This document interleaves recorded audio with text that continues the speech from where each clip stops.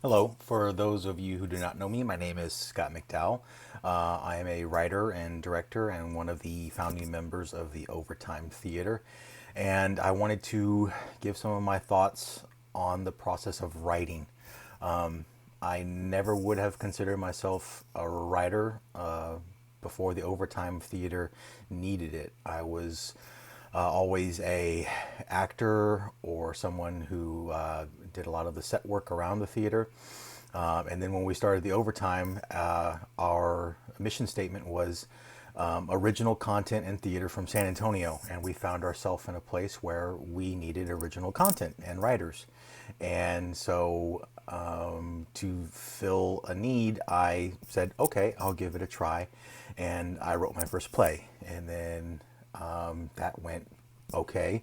And so I wrote my next play and then the next one. And 12, 14 years later, I've written and produced over 30 plays, multiple ongoing serials on stage, and a whole wide variety of other things. And while I would never proclaim myself to be a experienced or educated writer, you don't need to be any of those things to write. All you have to do is just have the desire to get your ideas out there in some way, shape, or form. So today what I would like to do is go over my process that I've developed over the years that helps me generate consistent writing that I think is of a fairly good quality, whether it be simple, silly, or not. But at the end of the day, I am getting the writing done, and it is reaching our audiences, and it is something that I am very happy with. So we're going to go over that process now.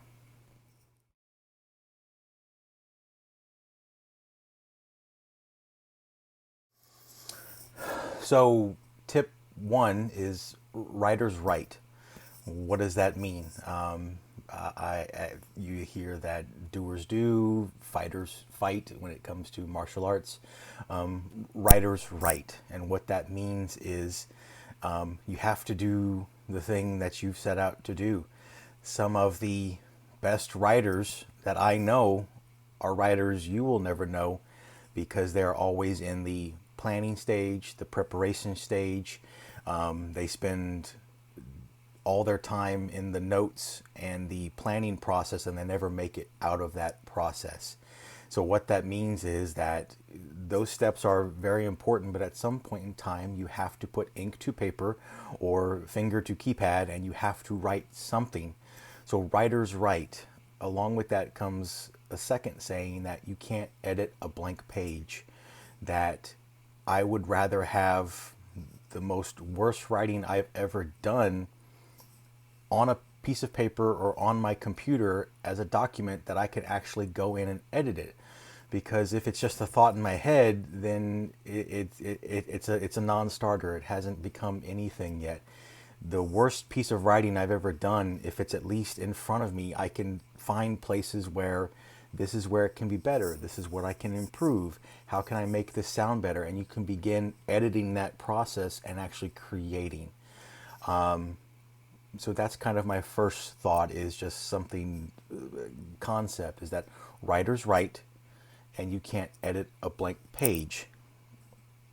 With that follows us into write what you know.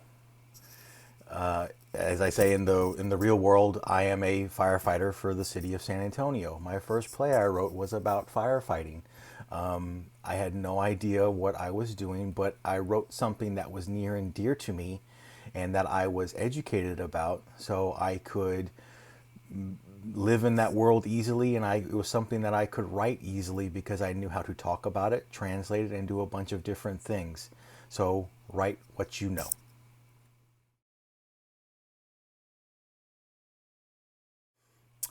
Outline. When I have written a bunch of notes and random thoughts, I keep most of my stuff in random little journals and binders I get, and I usually have each project has its own little binder, and I just keep different little notes in there. But at the very beginning, when it feels overwhelming, make yourself the most basic of outline. or plot progression, scene progression, a very simple outline. What I mean by that is you can look at any story, from the most popular sitcom to a very simple short story, and it's going to have a simple outline in there that you could break it down into beats. And what do I mean by that? That if I'm creating a very simple outline, it'll be like scene one, opening scene, introduce characters. Scene two, expand characters and world. Scene three, introduce problem, progress plot.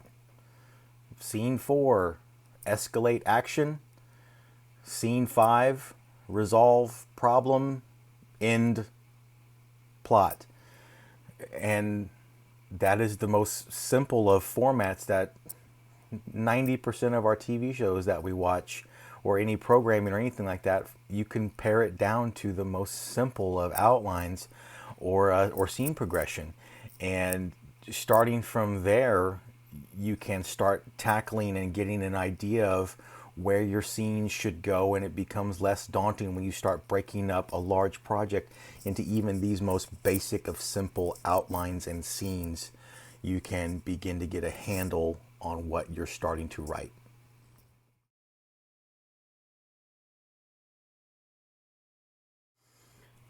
My next thoughts are endings. And you want to always be thinking of your ending way far in advance, and spend a large portion of your thought process once you get things rolling on your ending, because endings are hard. Endings are probably some of the hardest things I've ever had to write, or as a consumer or person who watches a program or reads a book. If that ending isn't impactful or live up to your expectations that you've set as a writer and a creator, your audience is going to feel let down. And we've all watched countless shows or read a amazing book where that first 3/4 of the book is a absolutely phenomenal build-up, and the ending doesn't deliver. And oftentimes that's due to a nature of the content, that sometimes what the creator or author has written is so fantastical that it couldn't live up to the expectations we have as an audience. I think of Stephen King's Dark Tower, the build up for Dark Tower, where the end result of what could be in that Dark Tower is almost a something that King wrote himself into a corner, because it is so iconic and hyped up throughout the course of that journey that there's no way the Dark Tower could be a satisfying ending for those who read it. But I will say that he came up with an ending that makes perfect sense for that story, and was a very satisfying ending in a lot of ways. So you have to start thinking of your ending first. Your ending needs to matter to the story. And if you don't take time from the beginning of your process to make your ending be something that is satisfying for the audience or even you as a writer, then your writing or project as a whole can fall short.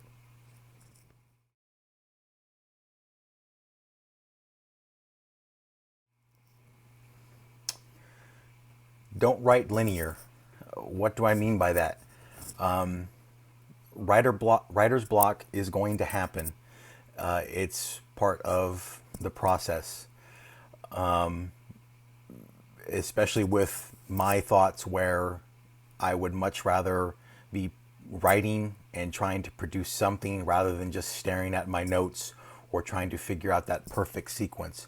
Oftentimes, when I've come up with a story, I will have specific sequences in mind that are in the final act of the play or story I'm trying to tell, and I have notes on them, but I'm traditionally trying to write linear, and I'll write those when I get to it if the flow of what I'm writing is progressing well. But you're going to get jammed up, and you're going to stall out at some point in time and have writer's block. Keep moving forward.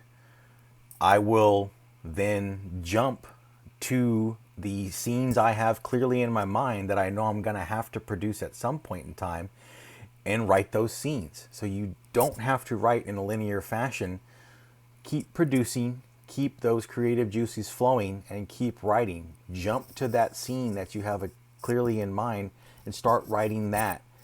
That way you'll have your beats. So I've written A and B. I stalled out around C and I couldn't figure out what I needed to write, but I knew what D was.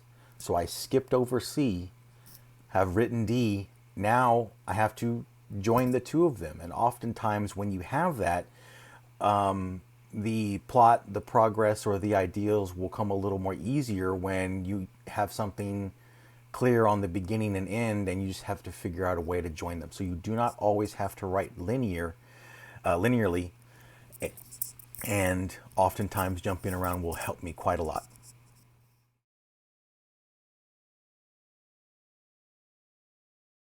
Do they care?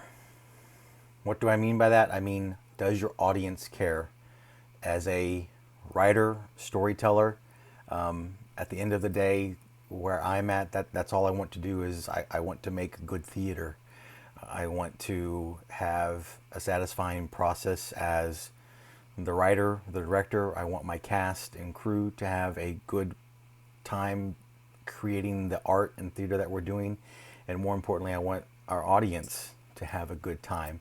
And in order to do that, you have to make them care. So oftentimes when I'm writing at the beginning of every notes, every page, I'll often scribble, do they care, at the top of that as just a reminder when I'm looking over my notes. Because if you can make your audience care about the story you're trying to tell, that will stay with them and make it that much more impactful. How you get them to care, that is something you as a creator will have to figure out for what your story is. And oftentimes I will break that down to is, what am I trying to tell with this story if it's at its core? If I had to break it down to one sentence, what am I trying to tell with this? There have been times in my life when I've been dealing with family loss and grief, and when I got down to telling some of the plays I'm writing, even though they might have been silly comedies, at the core of it I was trying to talk about family, loss, and how people come together afterwards. So that's an example of, what am I trying to get my audience to care about? I want them to care about this family. How do I get them to care about that family? And that is how you're going to write your sequences, characters, putting your own personal experiences into that. Again, writing what you know. But at the core of what you're trying to write is, do they care? How do you get whoever's going to consume, watch, or intake this, how do you get them to care about it?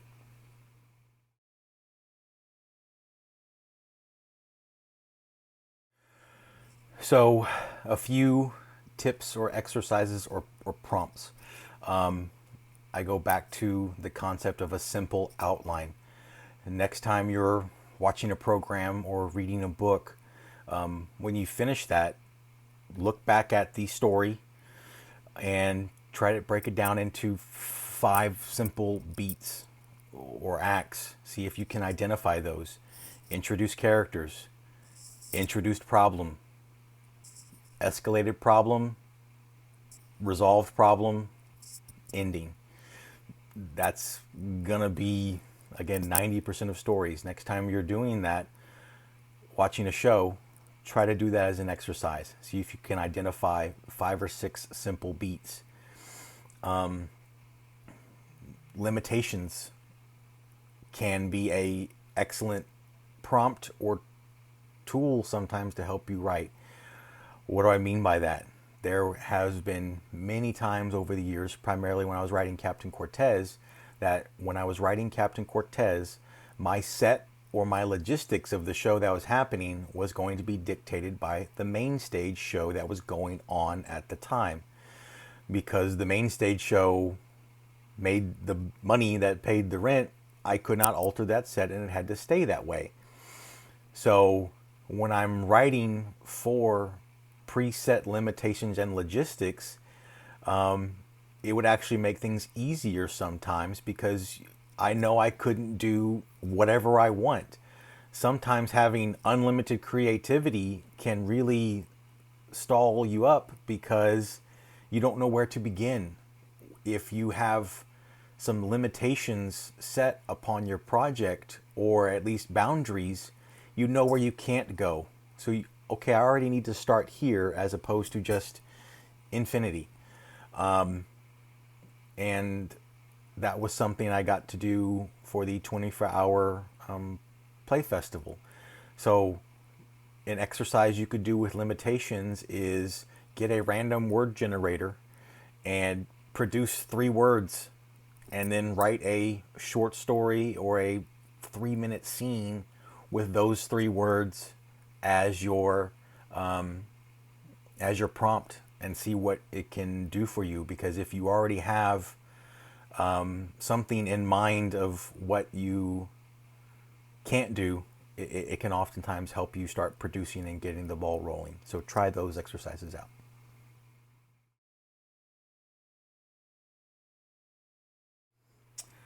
So those are a few tips and ideas that I could think of that I've told others about. Again, I'm not trained or went to school or did anything for any of this. This is just my process that's kind of developed over the years, and helped me at least write consistently. Does consistent writing mean good writing? I don't know, but you are at least creating and doing, which a lot of others are not. So I would much rather produce content and at least create something that I'm enjoying and writing.